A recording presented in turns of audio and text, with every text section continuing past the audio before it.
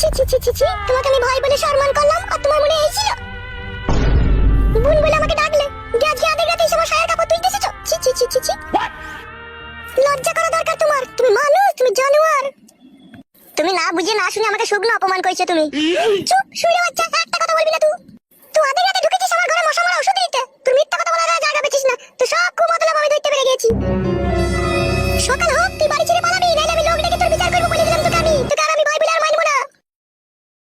আমি একটা কথা বলবো তোমাকে। তোর কি কথা শুনবো রে? কেন আছে তোর কি কথা শুনবো? হ্যাঁ, তোমার স্বামী তো দুবাইয়ে থাকে, তুমি মেয়ে মানুষ একা থাকো বাড়িতে, তোমার কি মনের ভিতরে একটু সুসুরি ওঠে না? তুমি আসলে কি বলতে চাইছো বলো তো? আমি বলতে চাইছি আমি তোমাকে ভালোবাসি। আমার যে স্বামী আছে তুমি জানো না? আর তুমিও তো বিয়ে হলো, তোমার তো বউ আছে ঘরে। বউ থাকলে কি ভালোবাসতে নাই নাকি? বউকে আগে ভালো করে ভালোবাসো, তাহলেই হবে, পরে মেয়েকে ভালোবাসতে হবে না তোমাকে। বউ আমাকে ভালোবাসে না, খাটি মারে আমাকে। নিশ্চয়ই তুমি বউকে খেতে বইতে দাও না, ইনকাম করে দাও না, সেজন্য বউ তোমাকে মারে। আমার মতো ইনকামওয়ালা পুরুষ আছে কয়জন এই পৃথিবীতে? তুমি কি এমন বালছিয়া পুরুষ? তুমি কত টাকা ইনকাম করো? প্রত্যেক মাসে আমার 19,000 টাকা ইনকাম। বাজারে আমি রুই মাছ কেটে বিক্রি করি। 19,000 টাকা ইনকাম দিয়ে বইয়ের হাতে মার খেয়েছো তুমি? পুরা ভাগ্য বলেই তো বইয়ের হাতে মার খাই এত ইনকাম করার পরেও। শুনো, তুমি সকাল হলে বাড়ি থেকে চলে যাবে, ঠিক আছে? আমি তোমাকে ভালোবাসতে পারবো না। আমার স্বামী জানতে পারলে আমার একটা বিশাল কিটকাল হবে। এইদিকে টাকা, একটা কথা শুনো। গায়ে হাত দিলে কেন তুমি আমার?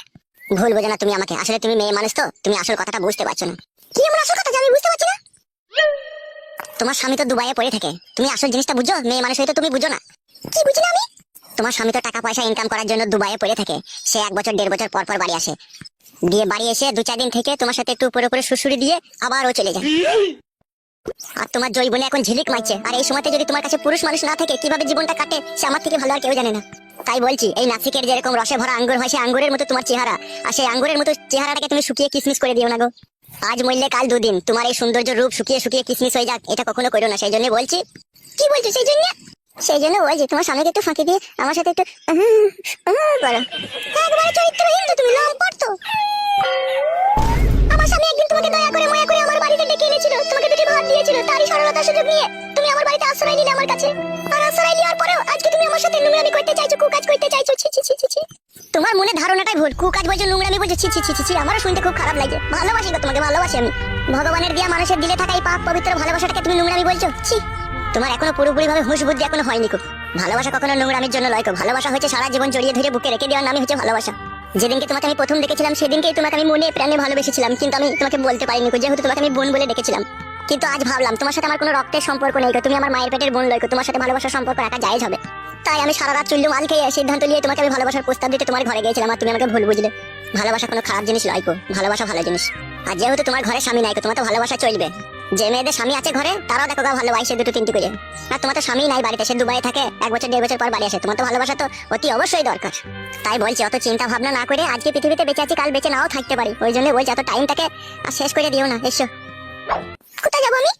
এখন নয়, তুমি যেটা বললে সেই বিষয়ে আমি সিদ্ধান্ত নেব, অনেক চিন্তা ভাবনা করবো তারপরে। তুমি আমাকে ভালোবাসবা, তাও আবার এত চিন্তা ভাবনা কিসের? আমি কাউকে কোনোদিনও ভালোবাসিনি, আমার ভয় লাগছে যদি কিছু হয়ে যায়। যতদিন এই ফটকের বুকের ভিতরে জান থাকবে, ততদিন এই ফটকে তোমাকে আপন করে রেখে দেবে, নিজের বইয়ের চোখে দেখবে তোমাকে। আমার চোখের দিকে তাকিয়ে দেখো, সেখানে শুধুই তোমার ছবি। আর এই বুকের ভিতরে কলজের সাথে তুমি মিশে গিয়েছো। তাই বলছি শোনা, আমি একটা রক্তে মাংসে করা মানুষ। আমার ভালোবাসাটাকে আর তুমি দূরে সরিয়ে দিও না, আমাকে একটু ভালোবেসে আপন করে নাও। শুনো, তাকাও। কখনো কোনোদিনও ভালোবেসে ধোকা দিবে না তো, পর করে দিবে না তো? তোমার এই হাত ধরলাম আজকে, যতদিন দুনিয়াতে বেঁচে থাকবো ততদিন আমি তোমার হয়েই থাকবো। আমি তোমাকে বিয়ে করব। আমার শরীরের প্রতিটি অঙ্গ পতঙ্গই তুমি মিশে থাকবে। তুমি শুধুই আমার, তুমি শুধুই আমার। ফুট্টু, তুমি আমাকে এতটাই মনে প্রাণে ভালোবাসলে ফুট্টু? হ্যাঁ, আমার সোনার ময়না পাখি। সত্যি আমি প্রথম দেখাতে বুঝতে পারিনি যে আমার জন্য তোমার মনের ভিতরে এত ভালোবাসা রয়েছে। শুধু ভালোবাসা কি বলছো? ভালোবাসার সাথে অনেক সোহাগ আদর রয়েছে। আমি যখন তোমাকে আদর করবো সায়া ব্লাউজ শাড়ি চুড়ি খুলে, তখন তুমি যে আসমানের কিনারায় গিয়ে ভাসতে থাকবে তুমি। আবার যখন আমি তোমার পেন্টিংটা খুলে যখন আবার তোমাকে আমি চুমু খাবো, তখন তো তুমি আমার কথা ভুলতেই পারবে না গো সোনা। আমার স্বামী কোনোদিনও পেন্টিং খুলে আমাকে চুমু খায়নি গো। ও শালো আর পেন্টিং খুলে চুমু খাওয়ার মর্ম কি বুঝবে? ও শালো তো হলুদ মরিচ নিয়ে ব্যস্ত থাকে দুবাইয়ে। ঠিকই বলেছো, ওই পয়সা ইনকাম করে, কোনোদিনও ভালোবাসে না। তুমি যেভাবে বলছো ওইভাবে কোনোদিনও আমার সাথে করেনি। কি বলছো তুমি? পেন্টিং খুলে কোনোদিনও চুমু খাইনি? না, খাইনি কো। পেন্টিং খুলে কোনোদিনও চুমু খাইনি কো। আর তার জন্য তোমার মনের ভিতরে এত দয়া মায়া কি করে হইল গো? আমি ওইসব বিষয়ে জানি। আমার বিয়েটাই হয়েছে, তুমি যখন বলছো বলে আমার মনের ভিতরে একটু সুসুরি হচ্ছে। এতক্ষণ তো মুখে বললাম এসো ঘরে এসে দেখো আমি সুসুরি দিচ্ছি। এখনই রাত হোক একটু। রাতে তো ময়ূরের পাখনা বলাবো সবকিছু খুলে দিয়ে, আর এখন চলো একটু সুসুরি দিয়ে একটু ঝাঁকিয়ে দিই। তাহলে রান্নাটা করে চান টান করে নি, তারপরে একবার শ্বশুরি দিয়ে দিয়ে দুজনে হাতে হাতে রান্না করে একসাথে চান করে নিয়ে তখন ময়ূরের পাতনা বুলাতে শুরু করবে। চলো। ঠিক আছে চলো।